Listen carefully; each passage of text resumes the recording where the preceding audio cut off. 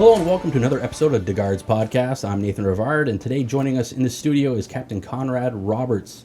He is a 14-year veteran who now leads the North Dakota National Guard's counterdrug program.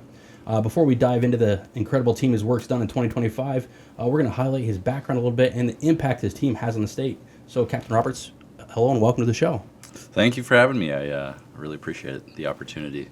Yeah, so right now you're the coordinator for the counterdrug program, but your career started back in 2011 as an enlisted member, and you enlisted as a horizontal construction engineer.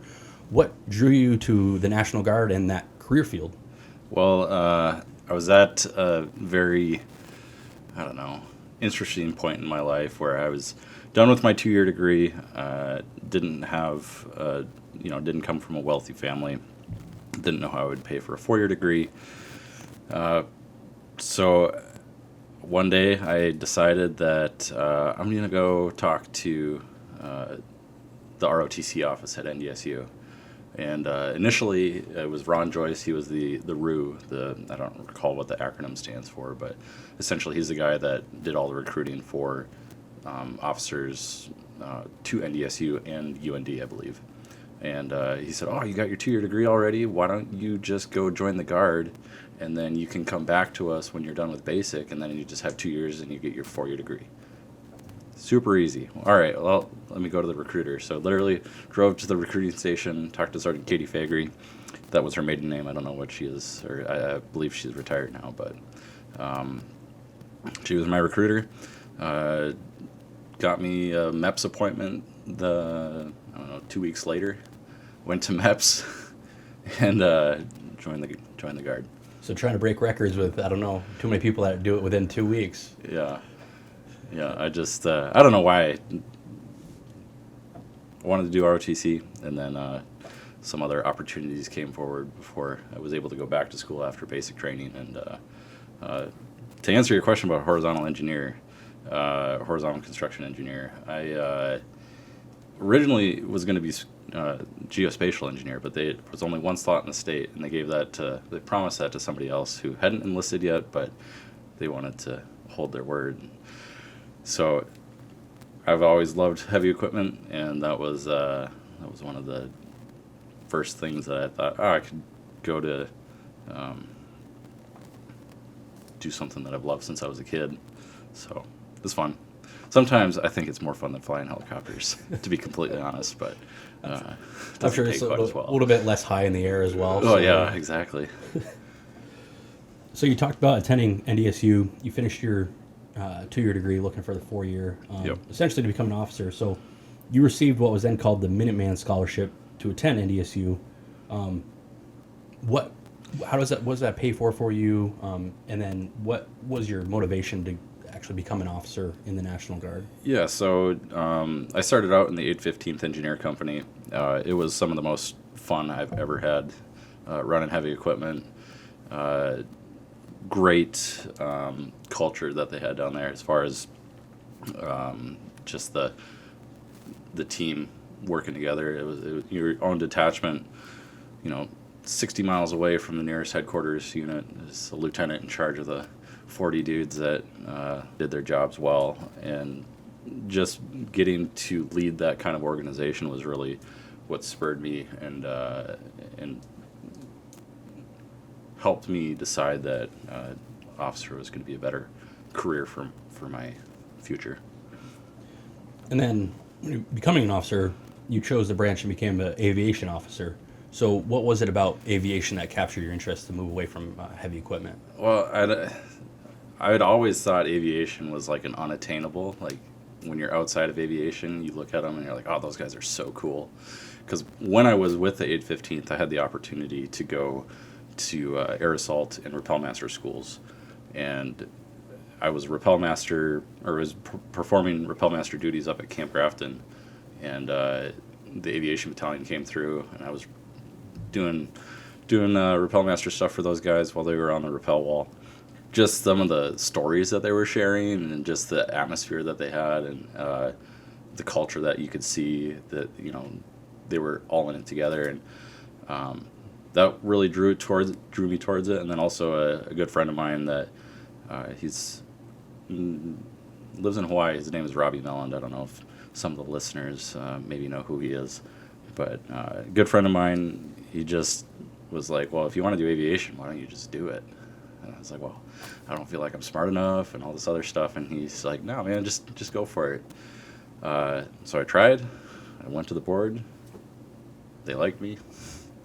And yeah, that's really long story short. That's how I joined, or got to branch aviation. So then another little funny side story, you didn't put it in your bio, but you were actually previously heavily involved in U.S. biathlon with the National Guard. Used to be a snowmaker. So talk me through that, because Olympics are going on right now and we have a lot of guardsmen that are competing. So what is it? How are you involved with that program and what did you do? Well, so when I was in high school, I did a sport called biathlon. It's Nordic skiing and rifle marksmanship. So it's a very small community, but I joined the Guard. I was called by Major Parsons. He was the biathlon coordinator for Guard Bureau at that time. The National Guard biathlon program is based out of Vermont. And he was a director at the time. And then Colonel Dave Skalecki called me literally 2 days after I enlisted and was like, hey, we got this great opportunity for you. You can be an athlete for the National Guard and we'll pay you and your travel. So before I even went to basic training, I had been put on 2 weeks of orders to go train up for just doing biathlon and meeting the coaches out there. And so I was fresh in the Guard, no basic training. I don't think I'd even been to an RTC drill yet.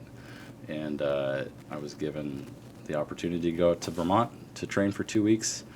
The readiness at RTC was not thrilled that she's getting calls from a lieutenant colonel wondering where Private First Class Roberts' orders were so he could go travel out to Vermont. She's like, you got to call me when you do this stuff. That was Casey Brush, for those listening. Yeah, one of those things you're like, I don't know. I just got here. I don't know what I'm doing. I'm a private. They told me to come do this thing, so I'm doing it. Yeah. So to finish that up, though, I started doing biathlon for the National Guard as an athlete, and that's what I was doing, from when I enlisted to when I started at North Dakota State University. So it was about three-year period where I was a full-time athlete. The change happened when I got married, and I realized I didn't want to travel all over the world doing biathlon, and just wanted to be home with my wife and figure out what my future was going to be. So really that's what helped get me back on track to NDSU, ROTC commissioning, and continuing on with my career. So, absolutely. And now in your career, you're the coordinator for our counter-drug program. So you went from engineering, biathlon, helicopters. You also have a deployment to the southern border. Yep. So a lot of diverse aspects of your career. And now your full-time role is the state counter-drug coordinator. So how do you feel those things prepared you for it, and what is the job of our counter-drug coordinator? I just am blessed to have been given all of these opportunities throughout my career. I know it's not I've had the opportunity to say for every job that I've had that it's the best job in the National Guard. And I truly believe that. Doing biathlon, full-time athlete, some of the coolest opportunities I've ever experienced, traveling all over the world. Going to NDSU for ROTC, through the ROTC program. Again, there were some aspects that were not so fun, specifically cadet summer camp in Fort Knox, 14 days in the woods. Not enjoyable. I guess it's all relative, but so commissioned as an aviation officer, that also is just one of the coolest jobs in the Army, again, because you fly helicopters. The Army literally sends you to school for 18 months, pays you to fly helicopters or learn how to fly helicopters, and then you get back to the state you're assigned and get to fly again. So and then getting the opportunity to deploy, it was really hard on the family being gone for 13 months. But again, perspective is everything. I was in the United States in a hotel without a roommate or anything. Again, a super cool opportunity. Got to be the detachment OIC for Edinburgh, Texas. 37 soldiers out of Oregon that I was in charge of, and it was a combination of Oregon, Wisconsin, Michigan, Montana, North Dakota. Got to deploy with my brother. He was there too, so that was also a bonus. Didn't get to fly with him because against Army regulations, but maybe someday. So then transitioning into your current role as a full-time position for the state's counter-drug coordinator, what is a counter-drug coordinator? Like, what is the program, and what do you do for the counter-drug program? Like, what's your primary mission? All right, so the counter-drug program is actually federal funding designated for drug reduction, drug interdiction, drug curtailment, mitigation, essentially on behalf of the governor. So we submit a state plan every year, and that's a large portion of the counter-drug coordinator's responsibilities is managing that relationship between the governor, the TAG, and essentially the North Dakota National Guard in the execution of these funds to mitigate the drug threat in North Dakota. So managing that relationship is what the CDC does. Managing the personnel. We have a phenomenal NCOIC, Sergeant Major Brock Leckie, that has been in the program for 17 years, very long time, and wealth of knowledge, and has been a great mentor throughout my time in the program. So very, very fortunate. And then managing the budget, that's another big portion of it as well.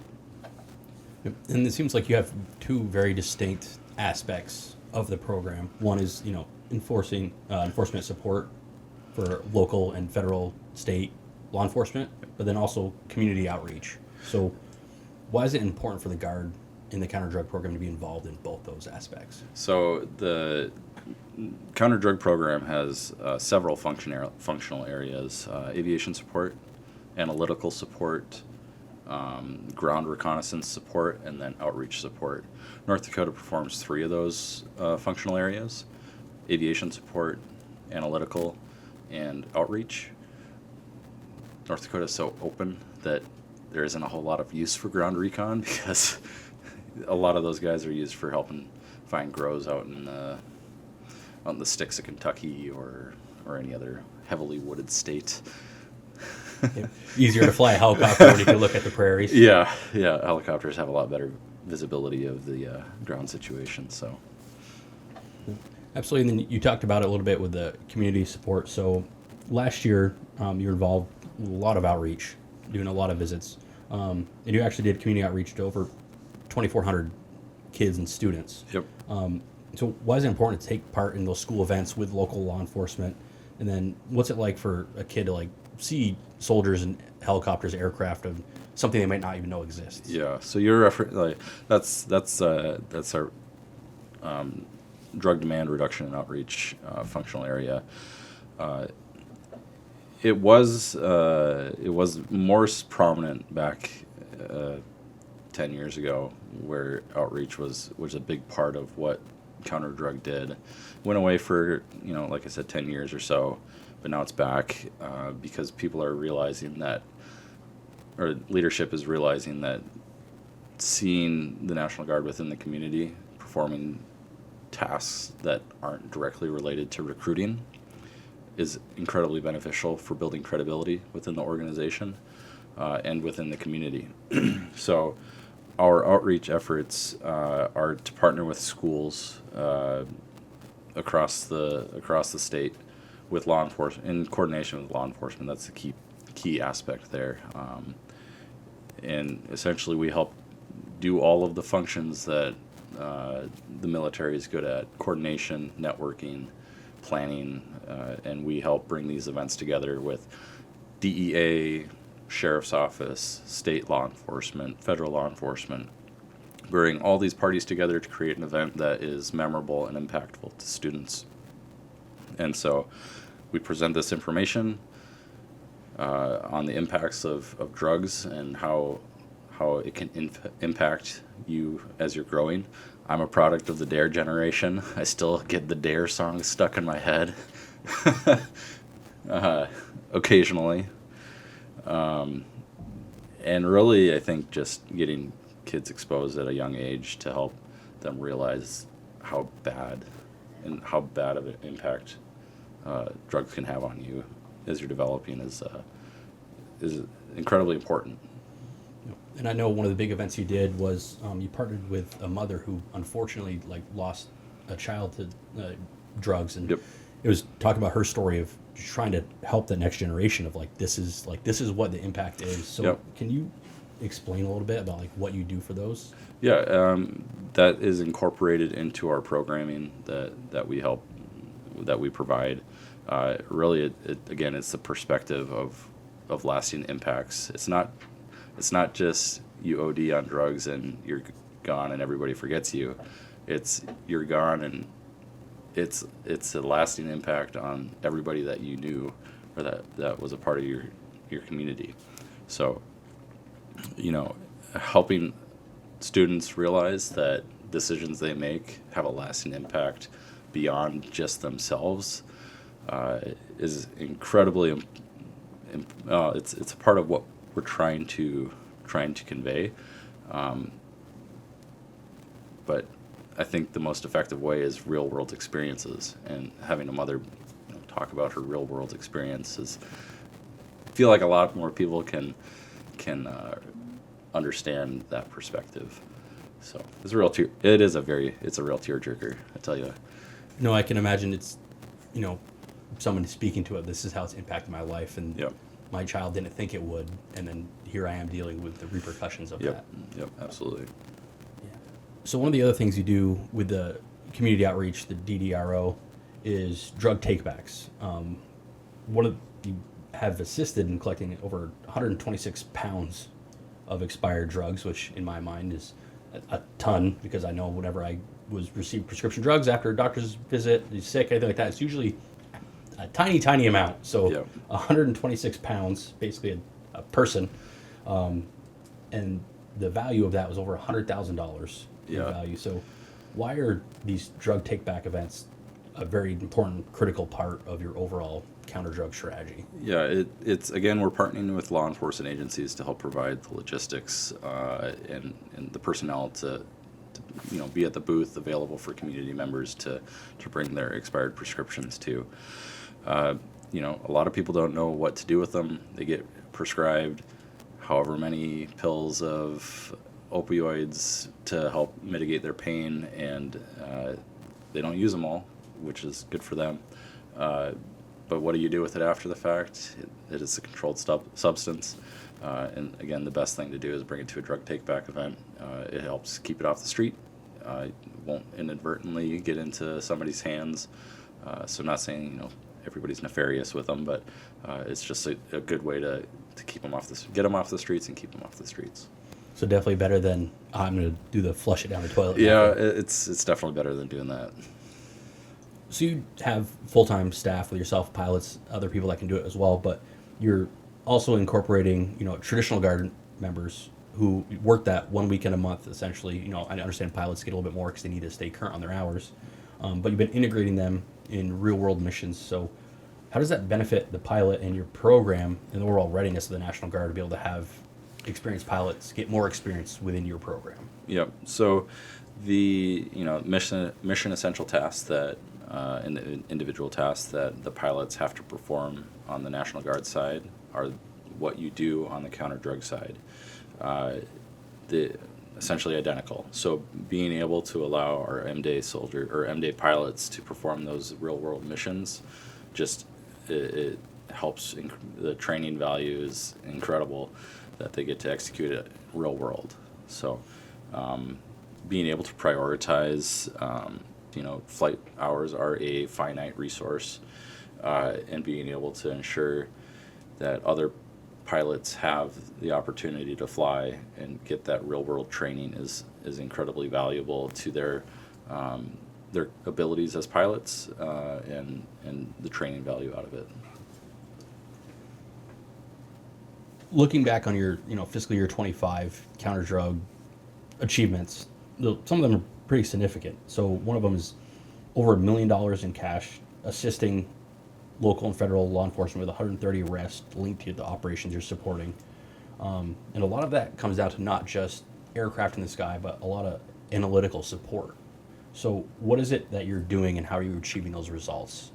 Yeah, the analysts that we have with, National Guard soldiers performing duties as intel analysts for these drug task forces,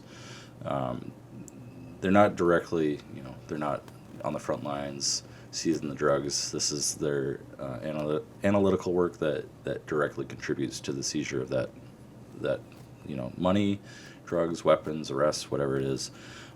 They directly contribute to that. So that is where those numbers come from.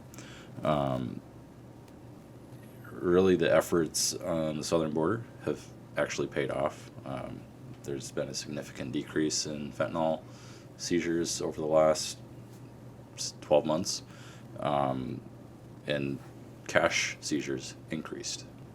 And then the data you're showing from last year, and basically the successes you have, is you still seized an incredible amount of fentanyl pills, grams of fentanyl, cocaine, black tar heroin, methamphetamines. So what are the trends you're seeing of you being able to seize those? Like just the state and federal are doing a great job together, or is it there's different things in place here? Or? Yeah, it's working those partnerships, and that's again what our analysts are trying to do is bring everybody together for that common goal, which is to mitigate the drug threat in North Dakota.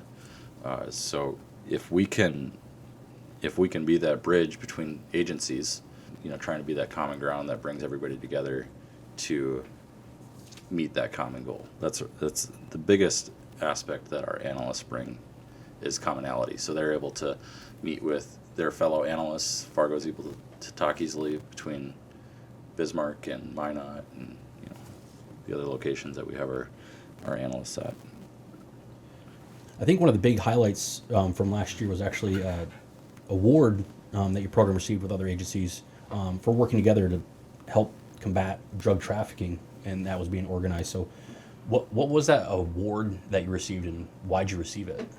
Yeah, so one of our members was the recipient of that award, Outstanding Cooperative Effort Award from the Midwest High Intensity Drug Trafficking Area Director.